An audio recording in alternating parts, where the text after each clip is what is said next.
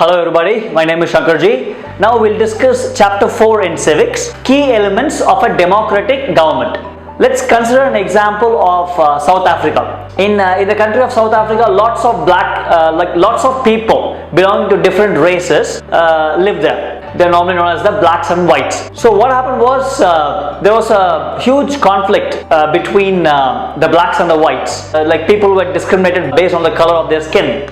This discrimination is called apartheid. A lot of discrimination was done to a lot of people based on this apartheid in South Africa.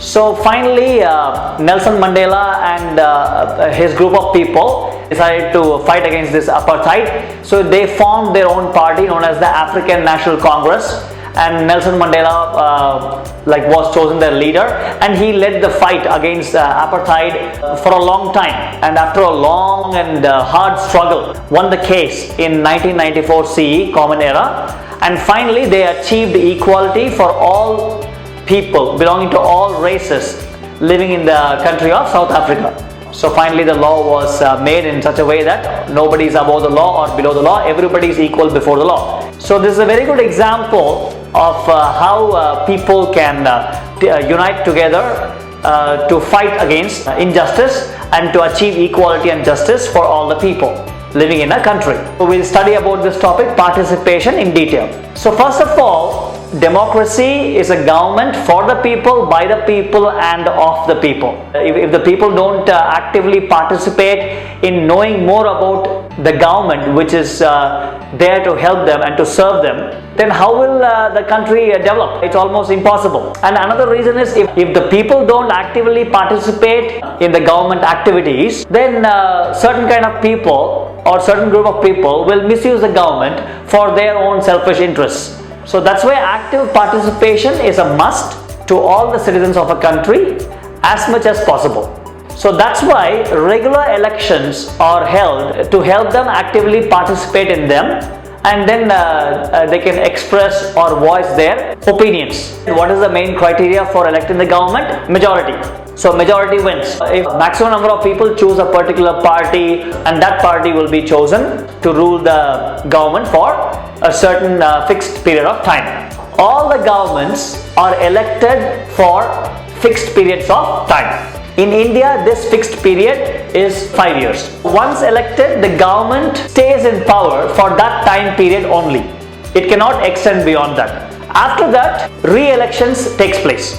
In the re-elections, once again, if the previous government is elected in majority by the people of the country, then once again continues staying in power for the next 5 years. This is a very good way of ruling the country.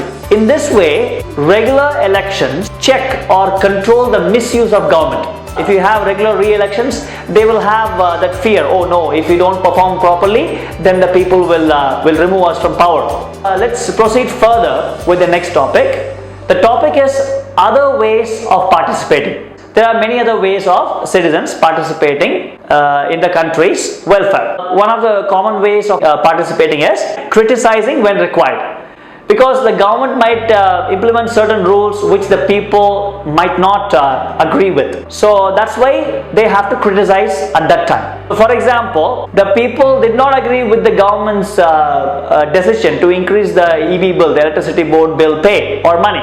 So the people grouped themselves together, and the people protested. They took out rallies, they organized signature campaigns, and finally won. And the government agreed to their terms and withdrew the increase. So this is an example of the power of people when they are united.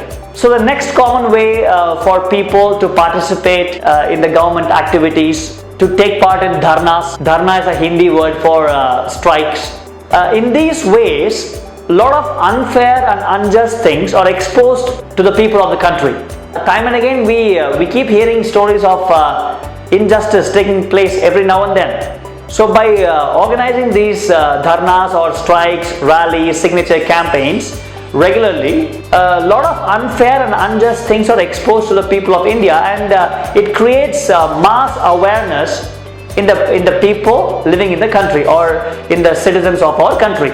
Apart from this, we have a wonderful tool known as media. So media also actively participates in the activities of the government of a country. So for example, we have various media like newspapers, magazines, TV or television, radio, internet, etc. And we also have many channels, TV channels like Lok Sabha channel, Rajya Sabha channel. So whatever our elected members are doing in New Delhi, the capital of our country India, in the Lok Sabha or in the Rajya Sabha, all the question hour, the 0 hour, the questions, the debates, they are shown live to the people of India. Whenever we have time, we should watch these programs. We should be aware. That's why media participation has really helped people to actively participate more and more in the governmental activities. Like whenever that's required, social movements for particular communities are also organized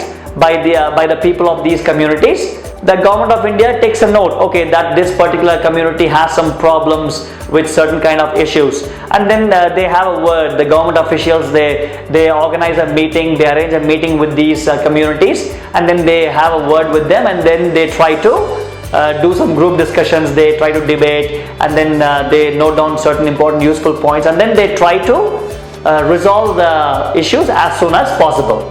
All the citizens of a country should actively take part in the welfare of the country, because democracy is the country for the people, by the people and of the people. Now we'll study this topic, need to resolve conflict.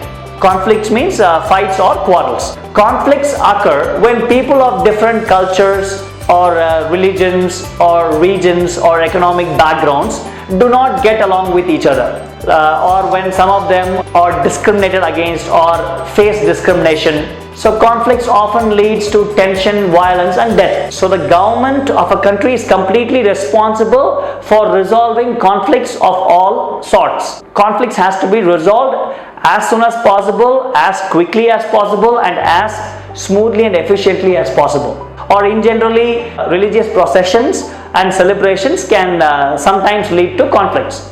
And then conflicts are very dangerous. Conflicts often leads to tension, violence and death. And that's why police protection is given during these times. Like apart from these situations, rivers too can become a source of conflict between states. For example, we all know the well-known the Kaveri water dispute between the states of Karnataka and Tamil Nadu. So who will solve this? The central government, because the central government or the national government is the highest form of government.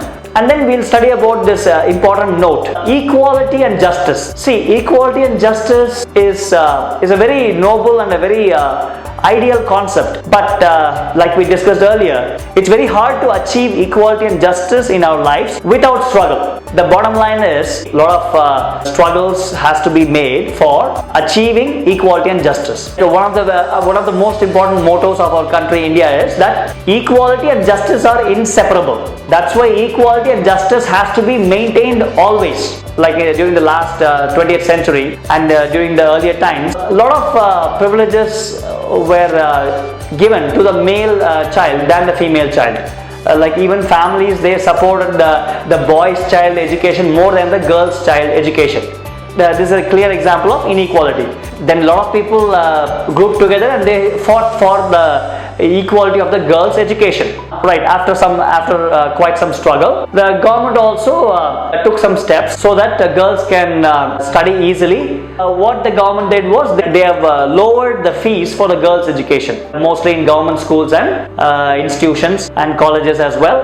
That's why we have a lot of welfare organizations. So these girl child welfare organizations, they struggled a lot. They organized rallies, campaigns, they took to media, they criticized the government, and finally a law was passed that, like we all know, that all persons, all citizens are equal before the law. After a struggle only, the equality is really established in our real lives. So in this way, the government of India was able to establish equality between the boy child education and the girl child education. Yes, so a lot of improvement has taken in this regard and in the field of boys and girls education. We discussed a lot of wonderful topics in this chapter. Do some Google search regarding equality and justice, not only in our country, you can also study for other countries as well. And if you have any doubts or suggestions, you can let us know in the comment section below. Thank you so much. Have a great day.